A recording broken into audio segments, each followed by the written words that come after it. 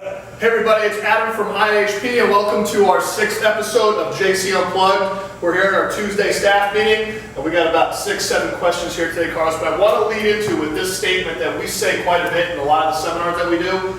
Single leg training transfers to two-leg performance, but two-leg training doesn't necessarily have the same transfer to single leg performance. Right. Okay, so that leads me into the first question, which is a lot of people doing two-legged sports, two-legged squats for performance. What are your thoughts on that? Most sports require some kind of locomotion or rotational force transfer or change of direction. All single leg activities. So if you're going single leg activities and you follow the principle of specificity, you should be doing single leg training. It's that simple. Biomechanically, it makes some sense, but what I like about the whole single leg training is that you can train very heavy with light loads.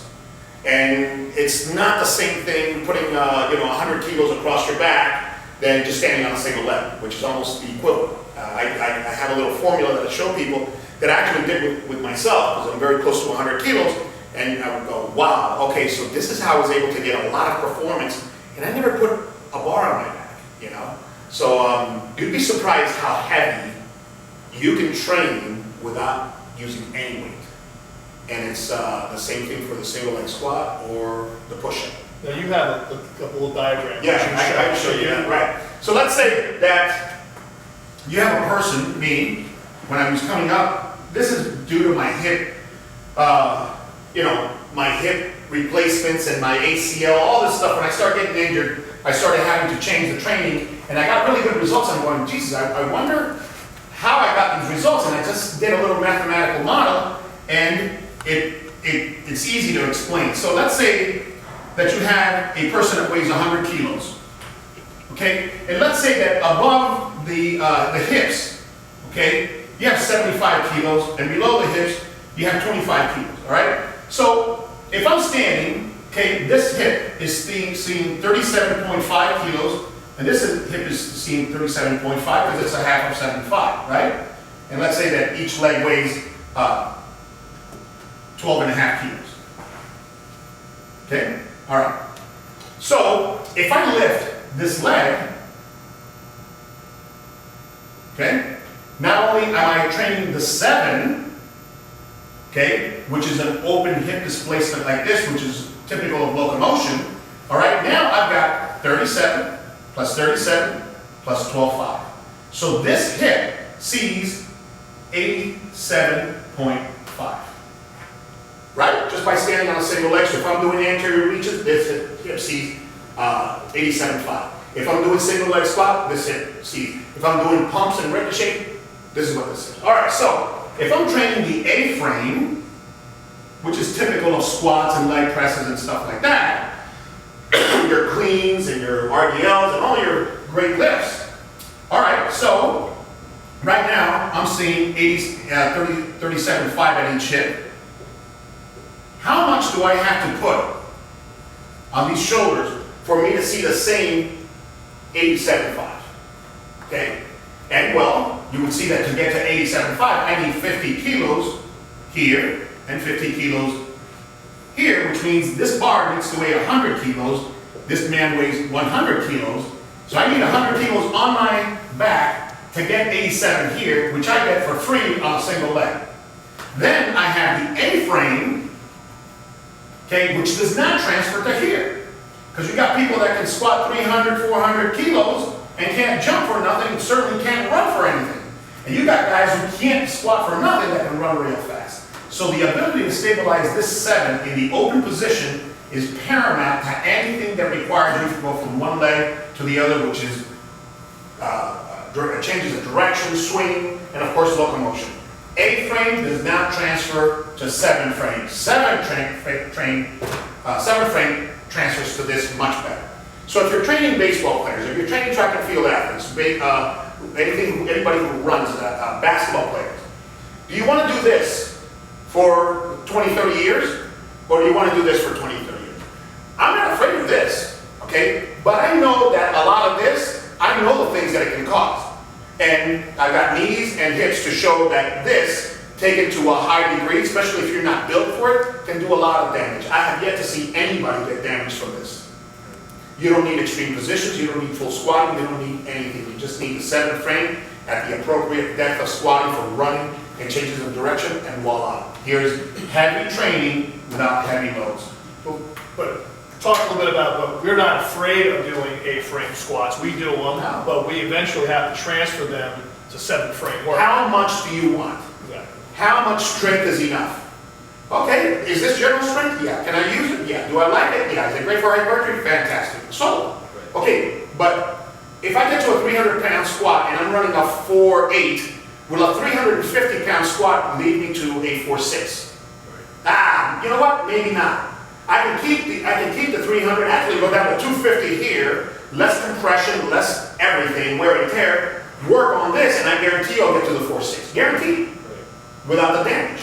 So that's the investment versus return. And right here, that 7-frame, we're getting a lot of hip, knee, ankle stability. The 7 frame, Yeah. that's very specific to locomotion. Exactly. 8 frame to 2-legged symmetrical movements. 7 frame to anything that is locomotion, swinging, and changes of direction. You tell me. Specificity. You can't tell me that this is specific to that. I love it. All right, you guys have any questions on that? Like similar, but do you think it'd be the same for like unilateral upper body? You know, like would that have a greater benefit than like doing like both at the same time, like a fixed bar versus like? Single arm loading versus symmetrical loading? Yeah. I would say specificity. So if I'm standing and I'm loading 2 arms, it's much more specific than a bench press, let's say for a football player. Okay? Now I have variations. Do I want single arm loading? Do I want 2-arm loading? Do I want staggered stance? Okay? Or do I want, parallel stance? Well, if I'm pushing and pulling that way, parallel stance is not going to help. So I'm here right now. All right, so what do I want? Do I want 2-arm or do I want contralateral? Depending on the application, one would be more specific to the activity. So to tell you the truth, I would mix it up. So if I'm a football player and let's say that I hit in here, I'm still going to do this. Why? Because there's going to be times when somebody's coming in here and I go that way. Or what if I'm swimming? What if I'm clubbing? What if I'm ripping?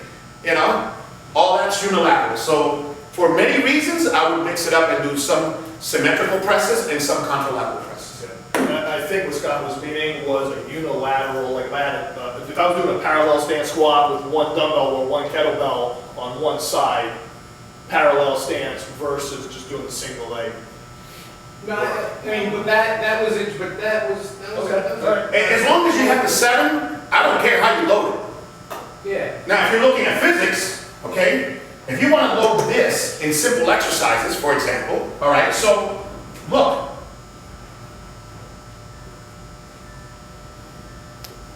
Do presses, all right? If you really want to crush this 7, do presses on the opposite. The lever arm here grows, and now with a 10-pound dumbbell, you really rock this 7 really hard. Laterals. You can do alternating curls, alternating presses, contralateral stuff to increase the 7. And then you start working bent over single leg, and you work this decelerated position, which is wrestling, low volleys in tennis, low grounders in baseball, everything here. And then it's wide open. You can do curls, you can do extensions, you can do rowing. So, really cool stuff. We'll probably talk about this more because we could probably do a whole seminar on I that. can do a weekend on this and I don't have time. Awesome stuff. All right. Is it necessary to pivot on a low to high diagonal chop? Is it necessary to pivot? Here. What do you want from it? You can go to low to high, long range, and then you do want to pivot if you want the hip hinge. But if you want stiffness, I can go here and maintain stiffness and still work left, right hamstring, right glute, left lat, but from a training the invisible standpoint, from a rigidity. So if you want hip rotation, you pivot. And sometimes you don't even need to pivot because all you need to do is give in here. And some people can pivot here, some people do more, some people just bring the knee. Like baseball players, some in here, some do this. How they load this hip is very specific to people. So I'll let them, as long as they're loading the hip, as long as they're internally rotating in here and they're not doing that, I'll let them do whatever they feel comfortable here. All right. For endurance athletes, which do you find to be better, high or low reps? What component am I training for? So that's why we periodize. An endurance athlete, I want them to be stronger. Because the strength is going to give me an extra inch or two on each stride. And if I'm a 5,000 meter runner, if I'm a marathon runner, I'll take, this much on every stride. I'll take that all day, because that's going to transfer to minutes, on a long distance race. If you're a 100 meter, I still need power. So anyway you cut it, I need power. And I need this stability. Okay? Because there's two things that happen. Number one, I need strength. So I'm going to do low reps with a cross-country person during the strength phase. And I'm going to do power, because when you're in here, every stride is a power action. Even if it's not a full power, it's a power action. Then power endurance, I'm just going to get that metabolic rate through the roof. And I'm going to give them power endurance. But the key thing is, with the endurance athletes, especially those running, but the same thing applies to swimmer, except in the swimmers, it occurs internally. In the runners, it occurs where there's contact on the ground. There's two places that you lose, especially with runners, okay? Where you lose, and they amortize. Here and here. This is the two areas where a strong person can be like running on sand. They have strength, but they don't move. They hit the ground and they leave power here. Easy. Work the center. So you're stabilizing, doing pumps. But here, wall marches. At 45 degrees, now we're doing 100. 100 reps. Just boom, boom, and creating a sprint. Stiff. It's not this. And they say, well, why not skip rope? Because when you skip rope, your angle is here. Okay? That's your contact. Look at the angle and look at this joint. All right? When you do it at the 45-degree wall, here's the force vector when you're skipping rope. Here's the force vector when you're leaning against the wall. It's totally different angle here, much more important, different angle here that's affected by that musculature there. So when you start working that bing, bing, bing, bing here, you start working all this plantar fascia musculature, the shin splints, and all the other musculature that requires this to be a spring. And this is the easiest way to increase speed in any athlete, right here.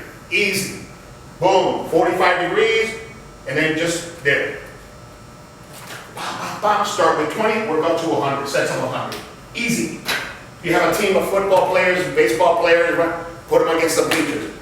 Do that at the end. I guarantee you everybody gets faster. The next thing is stabilizing the center. You do that with your anterior reaches and get your hamstrings to pull, overcharge, no hamstring pulls, and you run faster for free. That's awesome. Okay, question 4. What posterior chain exercises would you use for someone who claims they can't squat or do anterior reach, or they can't even do a single leg anterior reach? They have a different challenge there. What is the challenge? I don't know what the challenge is. It was just a question I got. Okay. All right. If the challenge is balance, kill the balance. Kill the balance. You're wasting time balancing. So if somebody can't do an anterior reach because they can't balance here, drop it here. And now, boom. Why can't you do it? Because I don't have the balance? Stabilize it. Because I don't have the strength? Work the angles where you do have the strength. And then increase the angles. I don't have flexibility. What does that mean? I don't have the flexibility to do an anterior reach. That's like saying, I don't have a strength to do a bench press. I didn't even tell you what the weight was. So you can't do 20 pounds? Can't do a 20-pound bench press? 10-pound bench press? Then you can do a bench press. You just can't do a bench press with 300 pounds. So you may not be able to do a single leg, contralateral, anterior reach to the floor, but you can do a predominant single leg, all right, to the knee, and there it starts. Flexibility means my muscles are not strong enough to control that range of motion. I have the range, I just don't have the strength with body weight. That same person can lay down, you can take the foot and go like this. Touch your foot, they can touch it, but they can't touch it here. So they are flexible, they're just not strong. And if you're not strong, you can't use the range of motion, you can't control. Then they interpret that as lack of flexibility and try to fix it with yoga. Try to fix it with static flexibility. You got to fix it with strength. Strength is flexibility, the flexibility that you can use. let's see. 2 more questions here. What role does adaptation play when it comes to caloric expenditure during a workout? What? What role does adaptation play to burning calories? So like if you have someone like, let's say like Lewis, who's like in training all year long, Right? if he comes in and does the same workout as someone who maybe does not often come to the gym and move, because he's adapted his body so much, you think maybe he'll burn less calories Less than calories? another person? No, because energy is energy, and a unit of energy is a unit of energy. Like Newton says, you can't create or destroy, you can only transfer. No, what will happen is Lewis will be able to do that amount of work in a shorter period of time. So for example, Adam, if he can lift 100 pounds, 10 times he does a 1,000 pounds of work. He'll do that in 10 seconds. Somebody who's not in that kind of shape may have to do it with 20 pounds.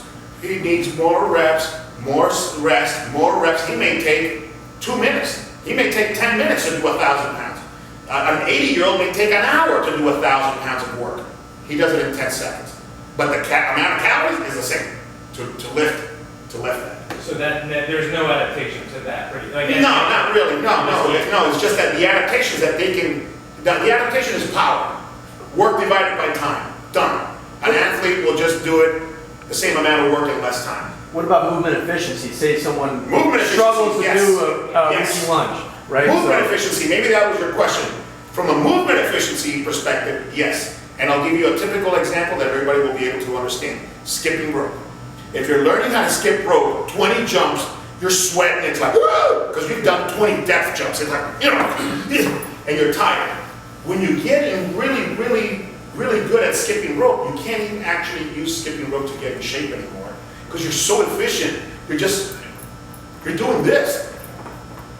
And you're like, wow. But if I try to do that, it looks like this. 20 jumps, 100 jumps, and I'm done. Okay, so yes, from an efficiency, you become more efficient, you're burning less calories for the same amount of work. But it's so easy for you that you can do more work in a unit of time. So, Right, so as you adapt, you can do more work, so you're going to burn more calories. calories. Right. So yeah. Okay, awesome. All right, last question. Best exercise to help or ease elbow tendonitis?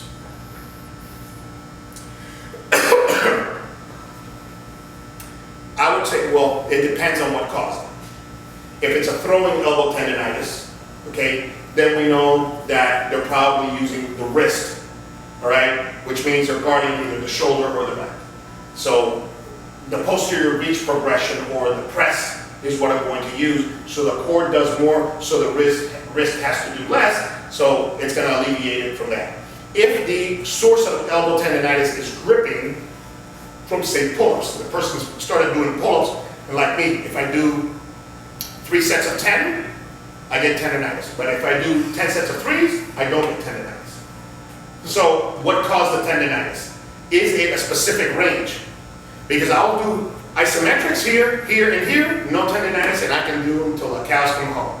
Get really strong, no tendonitis. As soon as I start doing pull-ups, and there's something about a range that my elbow doesn't like, boom, I'll get it. So it depends on the mechanism. Whatever the mechanism is, I alleviate, and I work around it. Isometrics is always a good thing to think about when you are dealing with itises. Because if you have an itis, at this range, let's say the elbow, you're doing curls, and it hurts here, okay? But it doesn't hurt there, and it doesn't hurt there. Okay, what I do is an isometric here, and since you have a 10 degrees plus or minus 5 to 10 degree transfer, this gets strong. So I don't need to do here. So I'll do isos there, beautiful deal. On the pull-ups, the transition, when the bar is, let's say, about here, and my arms are there, that's where I get it. So what I'll do is, I will do isos here, above the area where it hurts. And I'll hold, and then I'll just stop. And I get really strong, and I don't go through my itis range. So So those are things to think about, and also partials. You can play with really short distances here and increase that range. What about doing eccentrics?